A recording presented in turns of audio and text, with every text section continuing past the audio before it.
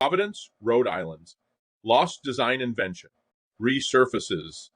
The Higgins Ginknobulator. 160 years later. By A.B. Marcus.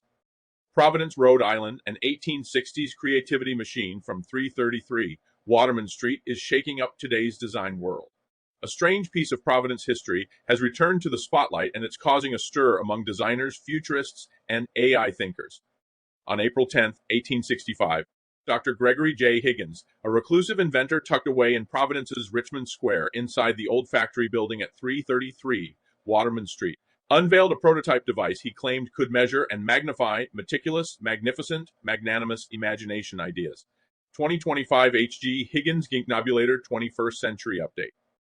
The machine's name, the Higgins Ginknobulator, pronounced. Originally intended as a tool to analyze early creative thought, the device malfunctioned during a full power test and instead began producing fully formed design storylines, eerily predicting future innovations, designers, and creative breakthroughs that hadn't yet occurred. In one surviving notebook, Higgins wrote, "These stories are not predictions, they are messages. They point toward the writer who will complete them." Initials A. Today, many see a connection to PVD's own A.B. Marcus, creator of design adventure stories, whose work mirrors the imaginative patterns the machine once produced. The Higgins Ginknobulator feels less like a relic and more like a prototype of the world we're entering now. And with the latest updated 21st century prototype, it is sure to create innovation in a new way. Providence, the creative capital of New England, once again proves itself a place where creativity, technology, and astounding, ambitious, adaptable myths converge. Tragically, Dr. Higgins was taken too soon when he died in the notorious Richmond Switch RI train accident of April 19, 1873, known today as Wood River Junction, Rhode Island. The horrific accident cut short a brilliant mind whose machine was only beginning to reveal its purpose. After Dr. Higgins' sudden death, the Ginknobulator prototype was quietly seized among his estate items, mislabeled in the confusion, and sold at auction in 1874. The buyer, a British intermediary, shipped it overseas in a sturdy walnut crate stamped "Experimental Optic Chronoanalyzer Handle with Care." Arrival in England. The trail picks up in Kent County, England, where, according to a surviving family story, the crate arrived unexpectedly at a small shopkeeper's residence. No one in the household knew why they had been chosen to receive it, only that the shipping papers referenced an American scientific curiosity for educational enrichment. Inside the home was a young boy with a shattered leg, bedridden for months after a fall on a gravel embankment. His name was Herbert George, the son of the shopkeeper and a lady's maid. To distract him from the pain, his father placed the mysterious device beside the bed, along with new books to keep his mind active. But it was the machine that held the boy's attention. The Higgins Ginknobulator, odd even by Victorian standards, was packed with concave lenses, shimmering filaments, and 10 intricately marked brass knobs. It hummed faintly at night, the way an idea hums before it arrives. Sometimes it flickered, as if catching thoughts not yet formed. Little Herbert George swore that when he drifted between sleep and waking, the Ginknobulator spilled fragments of worlds that did not yet exist. Cities of glass and iron. Creatures evolving beyond the edge of possibility. Machines that folded time. Visitors from distant planets. Invisible forces waiting to be named. The boy couldn't explain it. He simply began writing. He loved the ideas the Higgins Ginknobulator created so much that from then on he would sign all of his stories using only his initials, HG. And so was born the birth of a new genre. And of course, within 2 decades, the world was introduced to the new science fiction writings of the Time Machine, The War of the Worlds, The Invisible Man, The First Men in the Moon. Stories that felt less like inventions and more like transmissions, continuations of patterns Dr. Higgins had begun charting at 333 Waterman Street, Providence, Rhode Island years earlier. Some now say H.G. Wells didn't invent science fiction. They say Providence, Rhode Island exported it.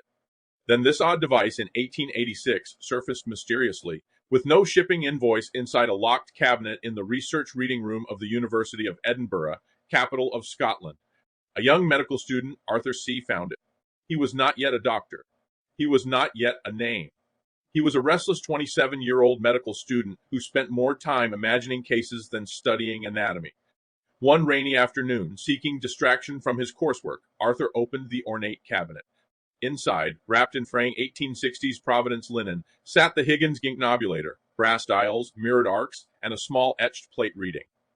H.G. Providence, Rhode Island, 1865. Arthur, curious, skeptical, and predisposed to experiments, touched one of the machine's polished thought mirrors. It swiftly began to glow green and hum. The air tightened in the room.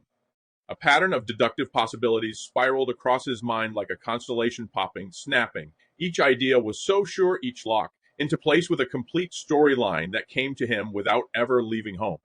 And so that evening he wrote in his personal notebook 2 words for the first time: Sherlock Holmes.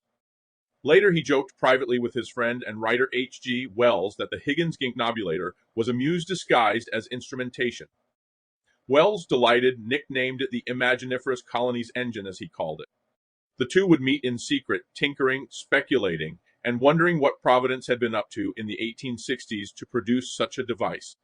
But the Higgins Ginknobulator would not remain abroad forever. On the first day of spring, March 20th, 1963, according to a customs form, it returned to the United States, a gift from England to President John F. Kennedy. Destination: Hammersmith Farm, Newport, Rhode Island, known as JFK's Springtime and Summer White House. Since then, it has remained on American soil, resurfacing only in whispers, odd bursts of unexpected innovation, and the occasional unexplained leap in Rhode Island's creative output. Some say it is still here.